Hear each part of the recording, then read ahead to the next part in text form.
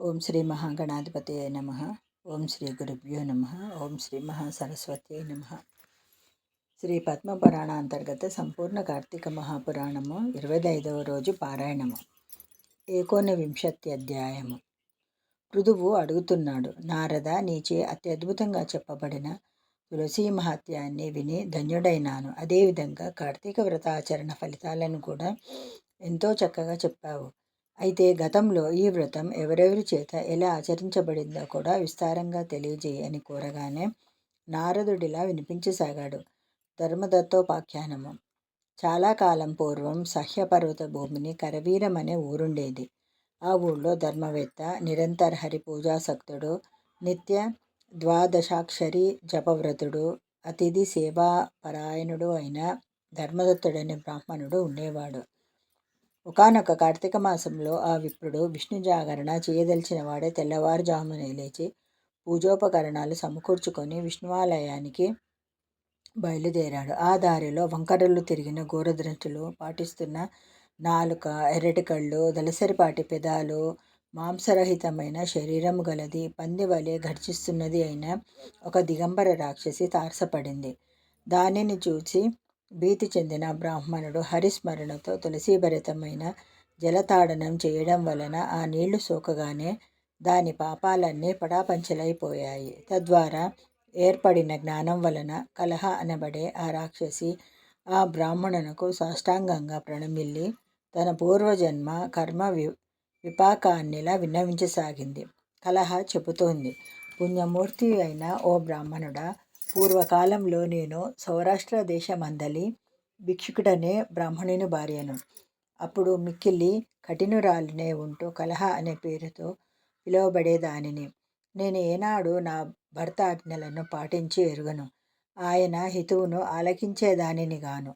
నేనలా కలహకారినే అహంకరించి ఉండటం వలన కొన్నాళ్లకు నాదుని మనసు విరిగి మారు మనవాడాలనే కోరికతో ఉండేవాడు. ఆయనను నేను సుఖపెట్టలేకపోయినా మరుమనువు చేసుకోవాలని ఆయన కోరికను గుర్తించి భరించలేక విషం తాగి చనిపోయాను. యమదూతలు నన్ను తీసుకువెళ్ళి యముడు ముందు నిలబెట్టారు. యముడు చిత్రగుప్తుని చూసి, చిత్రగుప్త, దీని కర్మకాండలను తెలియజేయి. శుభమైన అశుభమైనా సరే కర్మఫలాన్ని అనుభవించవలసిందే అన్నాడు.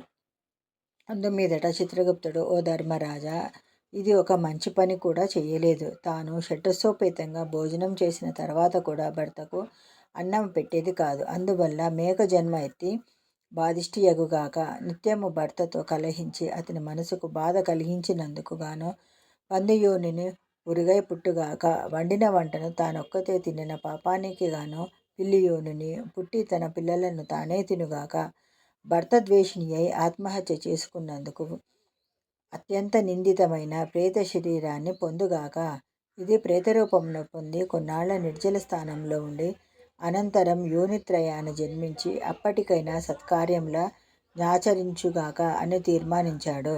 అది మొదలుగా, ఓ ధర్మదత్త, నేను 500 సంవత్సరాల పాటు ఈ ప్రేత శరీరం ధరించి ఆకలి దప్పులతో అల్లాడుతూ అలనాటి నా పాపాలకై దుఃఖిస్తున్నాను.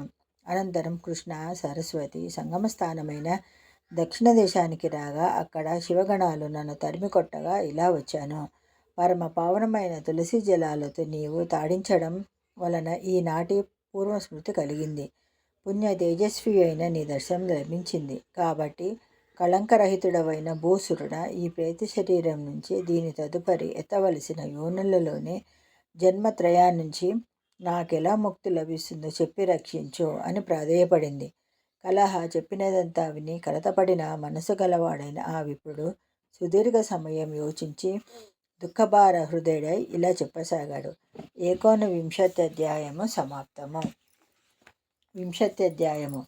ధర్మదత్తుడు చెబుతున్నాడు, ఓ కలహ, తీర్థాలు, దానాలు, వ్రతాలు చేయడం వలన పాపాలు నశించిపోతాయి. కానీ నీ ప్రేత శరీరం వలన వాటిని ఆచరించేందుకు నీకు అధికారం లేదు. అదీగాక 3 యోనులలో 3 జన్మలలో అనుభవించవలసిన కర్మ పరిపాకం స్వల్ప పుణ్యాలతో తీరదు.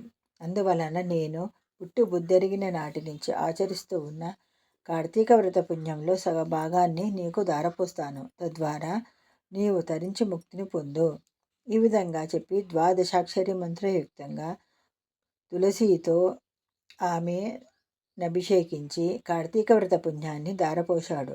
ఉత్తర క్షణంలోనే కలహ ప్రేత శరీరాన్ని విడిచి దివ్యరూపిణి అగ్నిశిఖ వలె లక్ష్మీకళతో ప్రకాశించింది.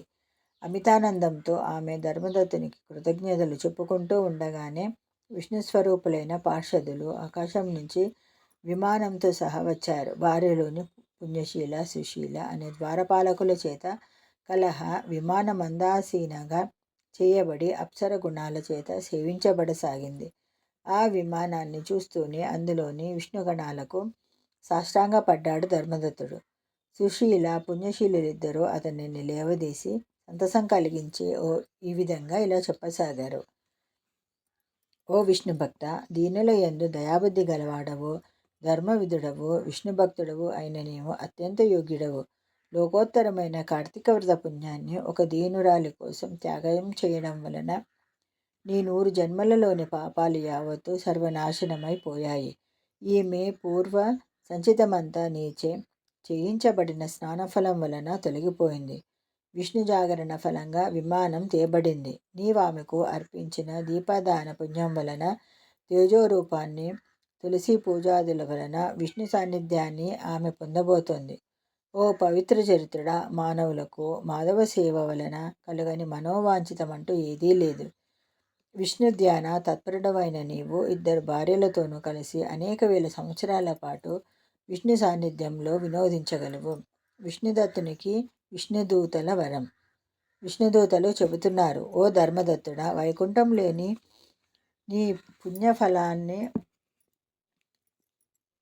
నీ పుణ్యఫలానుభవనంతరం తిరిగి ఈ భూలోకంలోని సూర్యవంశంలో దశరథుడనే మహారాజుగా పుడతావు.